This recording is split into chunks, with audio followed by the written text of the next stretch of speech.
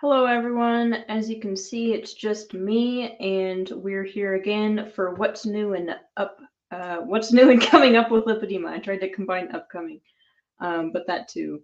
So if you are listening, go ahead and put in the chat, say hello, say where you're from. I also like to add extra questions because I find it interesting to see what people say. So for this week, let's say the question is, what's something you would like to do in the next week for self-care? I know December is a big holiday thing. Everyone's focused on family, giving, putting together a whole bunch of stuff, but let's take a second and think, how can I take care of me this upcoming week? Because I think that's important to keep in mind. Hello, Debbie from Michigan. I am Siobhan from Boulder. I am the research specialist with the Lipedema Project. So I read a bunch of stuff and then I talk about it. So the main things this week, we have two big things. Number one is that Leslyn, Keith, and I did a presentation for the Lymphatic Education and Research Network, which is also called LEARN, L-E-and-R-N. And we were talking about preliminary data from the Voices of Lipedema project. This is a project that we've been working on for a while. And in brief, it's basically analyzing data from the community to see what we can learn from the perspective of people who have lipedema. So a lot of the research is from either a clinician's perspective, which is helpful, and then also a just general research sciencey perspective as well. And so this really focuses on the experiences of people who have lipedema, how they describe it themselves, the struggles that they talk about, and a lot of the positives as well. So what do people describe when they're better managing lipedema? What do they gain from doing that? What kind of health benefits can they get, psychological benefits? So that's kind of what we were presenting. And this presentation will be available in a week or two. It will be on the Learn website and then also on their YouTube channel. So it will be available to watch for free. And Leslyn covered some survey data that we had, and this was all tribe members, so members of the Lipedema Simplified community, and looked at management strategies, what stage people were, whether they had a formal diagnosis or self-diagnosis, things like that. And then I covered the video testimonial data. And with that, there was a lot of super interesting stuff. I won't spoil it for you in case you want to watch the presentation later. But people's stories were really amazing. And I got to include some quotes from participants in there as well. Some really salient points, I think. And it was pretty cool. So I'm excited to get that preliminary data out there. It is just kind of beginning data. We have a bunch more work to do on it. More detailed survey data. We talk about that at the end of the presentation. But if you're interested in that, be sure to keep an eye out for it. It will pop up, and of course, we'll share it as soon as it's ready. So anyone who wants to can watch. Let's see, we have Jeanette from Australia. Welcome, welcome. Marilee from Washington. Hello, hello. And yeah, so that's the first thing. And it was very fun. It was an interesting presentation for me because usually, I don't know, it felt a lot more free, a lot more free and easy because I was so well acquainted with the data. I could just talk it through. So it was nice. And we got some good questions at the end as well. Some questions about different comorbidities we might want to be asking about in future surveys. Ehlers-Danlos syndrome, of course, is a big one. So yeah, I'm having fun with it. And the afterglow of giving a presentation, I suppose. So again, if you're joining us, go ahead and put in the chat where you're from, say hello, and then also I like adding extra questions. So again, what's something you can do in the following week for self-care? It could be something super small, taking a walk, going for a swim, getting a massage, or it could be something larger that maybe you've been planning for a while. I'm always interested to see what people are working on because it gives me ideas as well. Just like anyone else, self-care is a big thing for me. It takes constant upkeep to make sure I'm keeping on top of it. Hello, Becky from Asheville, North Carolina. Hope you're having a good week. And so I was just talking about the Learn presentation, which is already done, but another thing that we have coming up is a free webinar. So it is free, but you do have to sign up for it. So I'll go ahead and put that link in the chat for sign up. And what this is the title of it is Fireside Chat. So it'll be a big discussion. I'll be there. And it is preventative and emergency measures related to travel. So if anyone has ever traveled by train, by plane, especially, all of that. Let's see. I can't actually put it in chat.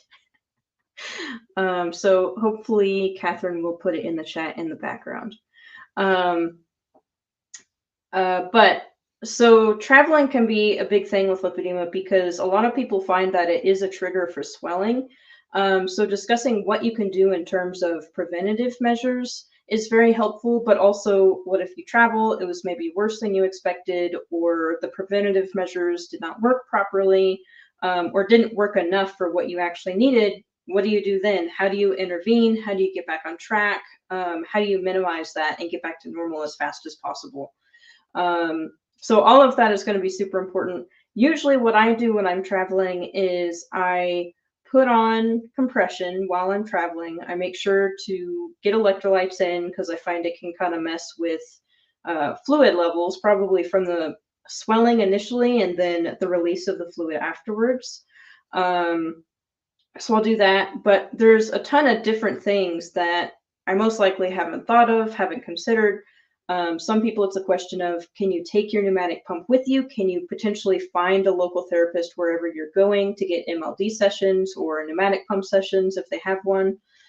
So it'll be really interesting. And then I suspect there's also going to be a lot of talk about why some of these things may happen and then how to address the root causes as well. And let's look at some of these comments here. So Jeanette said, I haven't been able to walk into the shops from the pain, so I'm hoping this week I can. That sounds great. I love walking downtown and just peeking into the different shops and window shopping and taking a look. So I hope you're able to do that this week and you have a lot of fun with it. Debbie says, this is my third day doing keto and will stay on it next week. Excellent goal. That's like the perfect, when we talk about goal setting, we say have a specific time period, have a specific goal. So you have nailed it and good luck with that. I've been keto for over 6 years now. And I found it really beneficial for my health overall, but also for lipedema symptoms. So I also hope it helps you. Make sure you're keeping your electrolytes up if you're just transitioning. Ali said, hello from the North Shore of Boston. For self-care this week, I am planning to walk my dog on the beach tomorrow. That sounds awesome. I love beaches. I don't like staying at the beach necessarily, but I think walking on the beach would be really nice, especially with the dog as a companion, just taking in the sights and the sand and all that. So I hope you enjoy that. That sounds very good in terms of self-care, very relaxing. Julie Rosa said, nice snake plant, not dead yet. Correct, not dead yet, still thriving. I actually need to water it here in a second. And I also have another plant here, I'll show you. This is a zebra plant, so it's another hard to kill, and I've got it in this kind of ironic thing. I've got to switch its pots here soon to one that has a proper drainage thing. But yeah, they're both fine. And Julie Rosa is coming from Camarillo, California. I would bet the weather is very nice there right now. So yeah, and because it's just me, if you guys could all help me out, because we've covered the Learn presentation, we've covered the webinar that's upcoming, and by the way, just a couple more details on that. So that webinar is going to be on December 16th, 1:30 p.m. Eastern. And again, it is a free webinar, but you do need to sign up for it. So make sure you do that if you're interested in talking about precautions and emergency measures for travel. Super important topic.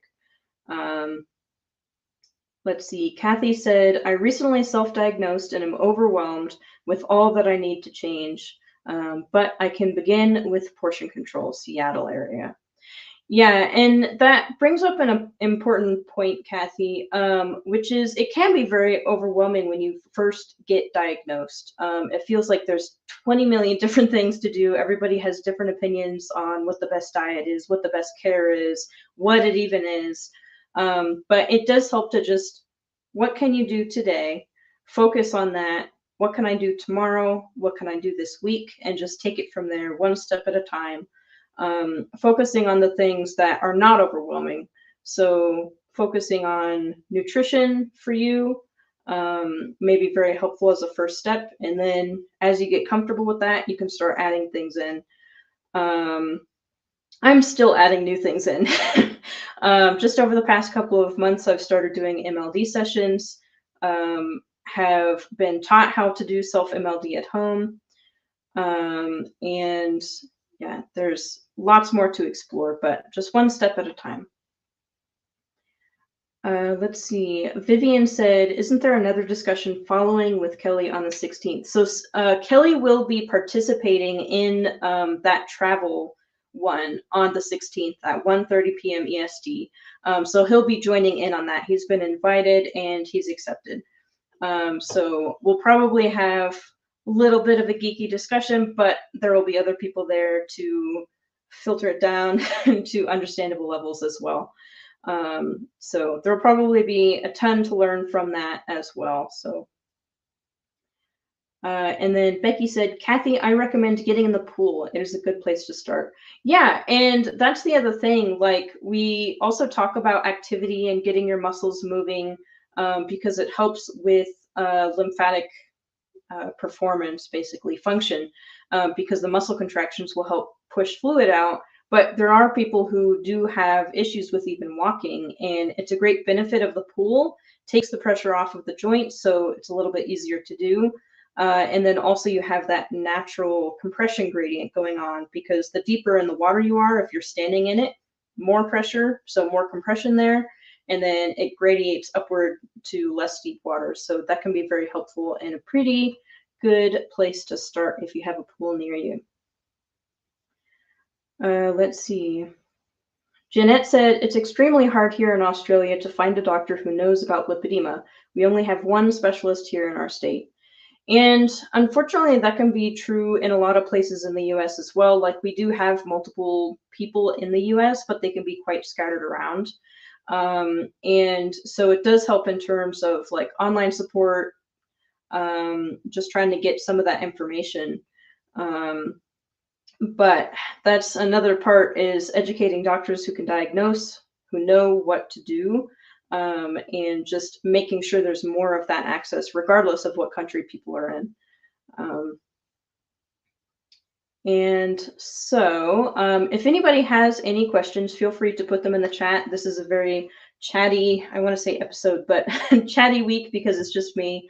So any questions you have, feel free to put them in the chat and we can chat about them. Julie Rosa also said, raining in Camarillo, but that is a good thing for change. Yeah, I'll bet in California. I'm not sure how much rain you guys get, but probably any is a blessing. We're kind of in the starting stages of getting some snow here in Boulder. It tends to snow and then it'll melt off and it'll just flip back and forth until we're in full winter. So it's getting cold, which I appreciate. I much prefer the cold over anything else. All right.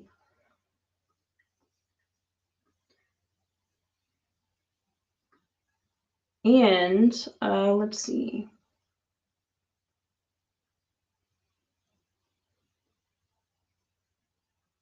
Jeanette asked, is weight loss surgery been any help in any research that has been done? So it depends on what you mean by weight loss surgery. In terms of things like bariatric surgery, there's unfortunately some research that says it can help to a limited degree, like not as much as you would expect compared to someone who doesn't have lipedema. And there have been people who actually figured out that they had lipedema because they got bariatric surgery, and the weight loss was, again, disproportionate and all that type of stuff.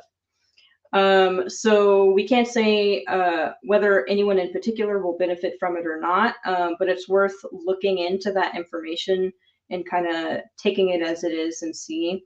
And in terms of things like liposuction or lipedema reduction surgery, there is some stuff, some people find it helpful, but with any surgery, there's always the risk of complications. So it's, again, in either case, something you would want to explore with a doctor, and then look at how it applies to you. Are you a good candidate for that sort of thing? And just be aware of all the pros and cons and weigh it up for yourself. Let's see, Vivian said, what was the specific name for the condition that Kelly mentioned? I would like to become familiar with it prior to the discussion. So the one thing I remember was truncal had come up, I think last week. So that might be what you're thinking about. If it's something else, you'd have to jog my memory. But truncal edema is basically swelling that's happening in the trunk. And that could be, I would assume, anywhere in the trunk. So it could be impacting, basically deeper in where the exiting of fluid is coming out. Let's see. Phyllis said, hi, Siobhan. I don't have any questions. I'm just here lurking these days, but I am here. Well, I'm glad you're here, lurking or not. I think it's something that should be discussed more, in that people are just in different stages and often will go through phases. So sometimes you want to be in there participating every single little bit of the way, and others you just kind of want to sit back and see what other people are doing and just listening. And both of those are good places to be. You're learning either way, and you're still having some amount of connection being around other people. It's like often what I'll do in parties is I'll like find a corner and start knitting, and I'm not like away, I'm participating in my own way, but I still get some of that contact. And Vivian said, my sister had 2 bariatric surgeries and eventually died. I'm sorry for your loss on that. It was truncal edema. Okay, so I did get it right. But yeah, healthcare is difficult to navigate no matter what it is. And so it helps to just be mindful about what we're doing and have a good care team if you can. Anything we're doing is an exploration of sorts. But yes, I'm very sorry for your loss. And let's see, I think it's about time to wrap up unless anybody has any questions. But I hope everyone's having a good holiday season. You're making sure to take care of yourself as well as preparing to invite others into the home if you are, or just celebrating with others.